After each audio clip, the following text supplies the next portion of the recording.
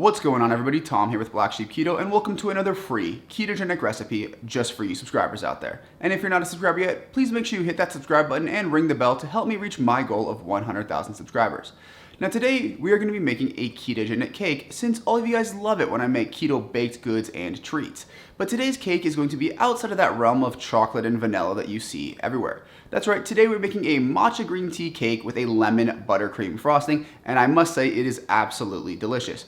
Now, as always, the full written recipe and macros, along with a couple ways you could support the channel if you choose to do so, are all located down in the description box below. With that, let's get rolling on today's recipe. Now, let's go ahead and get started on our green tea matcha cake with a lemon buttercream frosting. So right here in front of us, you have our dry ingredients and a large mixing bowl. So we're gonna start off right here with 1 1/4 cup or about 140 grams of finely sifted almond flour. Then we're gonna add 1 tablespoon or roughly 7 grams of coconut flour. Now, I say this all the time, but for those of you who are new, I like to add a little bit of coconut flour to my baked goods just so that they stay nice and moist. Next up, we have 1/3 cup or roughly 64 grams of Lakantos granulated monk fruit and erythritol blend. You can really use basically any keto sweetener you want. Next up is the good stuff. This is 2 tablespoons or roughly 14 grams of a powdered matcha.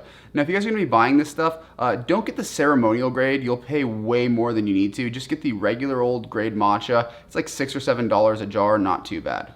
So this is 2 tablespoons or roughly 14 grams. And lastly, we have 2 teaspoons of baking powder. This is baking powder, not baking soda. I always try to make that clear. And then we'll just take our whisk here and go ahead and give it a mixing.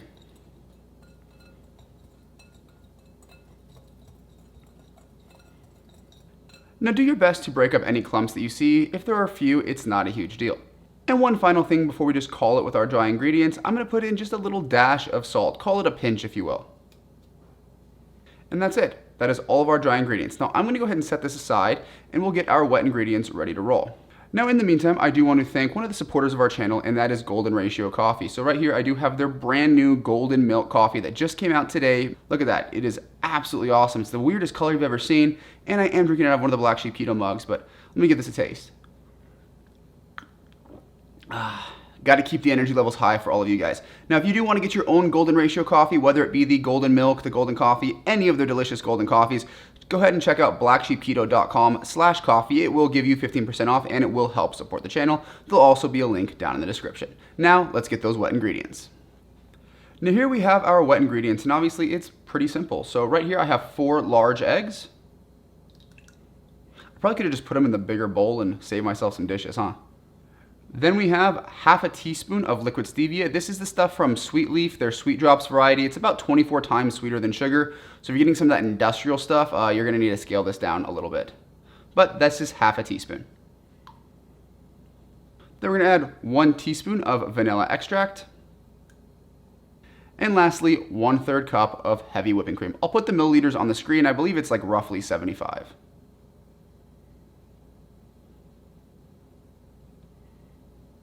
And then just give this a whisking to beat the eggs. Now, some people might be wondering why I put my Lakanto in with the dry ingredients and not the wet.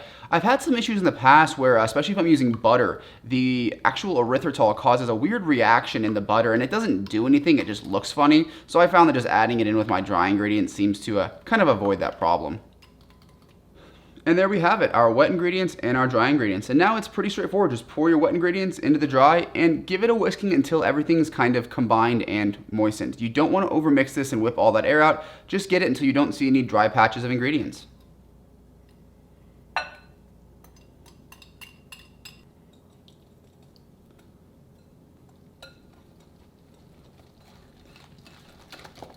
So now we have our finished cake batter, and then I went ahead and grabbed a 7-inch springform pan. That just makes it easier to remove the cake from the actual pan, and I'm gonna spray it with just a little bit of coconut oil. And then go ahead and pour your batter right into the pan.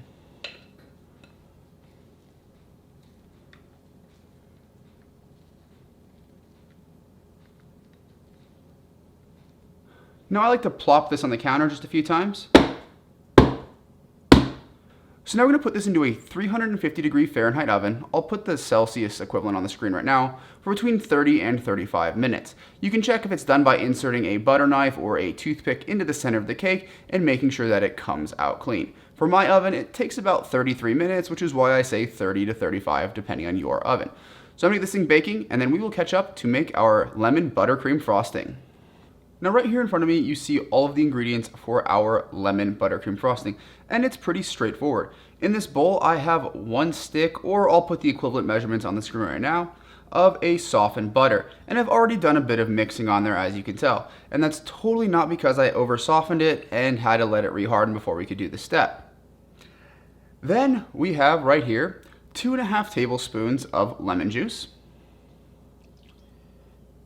And I like to mix the lemon juice in the butter before I start adding our sweetener. Doesn't have to be perfect, but I feel like a little bit of mixing helps get rid of that giant clump in the center.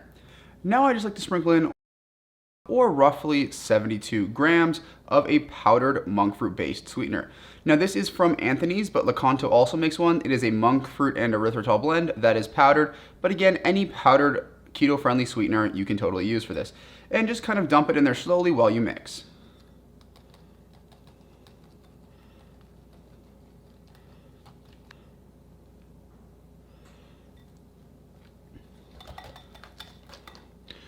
Now obviously I was a little bit too lazy to sift mine, so there are going to be some clumps. I just keep beating it with my whisk until the clumps disappear. It's not a huge ordeal. If you want to avoid that step, you can totally just sift it. And this would also be the point in time to add some food coloring if you wanted to do that.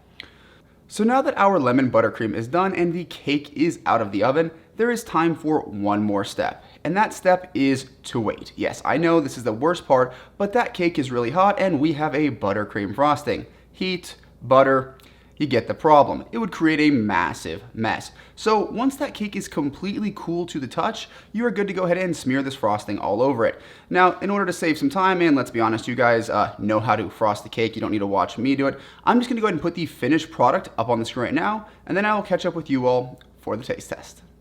So now that you guys have seen the recipe and the finished product, it is time for the taste test. So right here you see a piece of my matcha green tea cake with a little bit of extra matcha sprinkled on the top just to make it a little bit prettier. And you may be asking yourself, Tom, why is that cake half eaten? Well, sometimes people forget to hit the record button and have to shoot this later. As you can see, I enjoyed the cake. But let's go ahead and taste it on camera. So we get a nice little bite here, plenty of frosting, plenty of cake. Let's give it a try. I absolutely love this cake, guys. It's probably the favorite cake that I have made in a very long time, just because it's so different. And since it's so different, let me do my best to describe the flavors to you.